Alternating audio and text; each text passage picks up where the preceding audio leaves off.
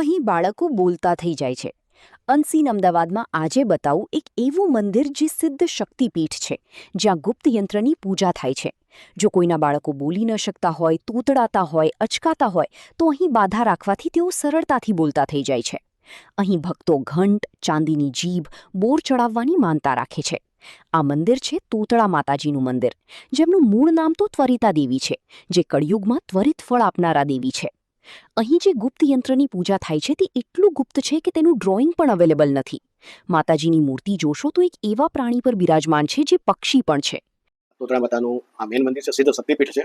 તોતળા માતા દક્ષિણમાં મદુરાઈ અને નંગુનેરી ગામ છે, એની વચ્ચેથી તોતાચળ પર્વત ઉપરથી અહીંયા આવેલા છે. તો વર્ષો પહેલા આપણા ભારત દેશની અંદર યવનોનો બહુ જ ત્રાસ થયેલો અને દરેક મંદિરો, હિન્દુ મંદિરોને નાશ કરેલા. એમાં આ મંદિર ઉપર પણ હુમલો થયેલો અને ત્યાંથી બ્રાહ્મણે માતાજીનું યંત્ર જંગલમાં સંતાડેલું અને લાકડાના વિચનાર કઠિયારાના હાથમાં આવેલું અને એ લાકડા વેચતો સાઉથમાંથી છે ગુજરાત દેશમાં અહીંયા આવેલો અને અહીંયા કાશી પારેખ જે પરિવાર છે, લીલાવતીબેન અંબાલાલ કાશી પારેખ પરિવારે લાકડા મંગાવેલા અને આ પોળની અંદર જેટલા બી મકાનો જે છે 50% ઉપરના એ બધા એમના જ હતા અને એમના ઘરની અંદર આ લાકડા અહીંયા લાવવામાં આવેલા અને લાકડાની અંદર આ માતાજી અહીંયા આવી ગયેલા અને બહાર કૂવો છે.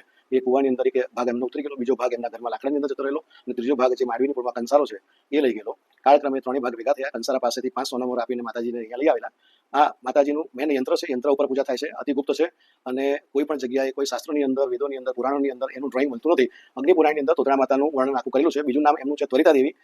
અહીં આસો સુદ 8મે માતાજીની પલ્લી ભરાય છે, જેના દર્શન માટે દૂર દૂરથી લોકો આવે છે.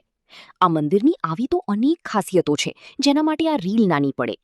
મૂળ દક્ષિણ ભારતમાંથી અહીં સ્થાપિત થયેલા તોતળા માતાના મંદિરનું એક્ઝેક્ટ લોકેશન જાણવા માટે કમેન્ટમાં લખું લોકેશન.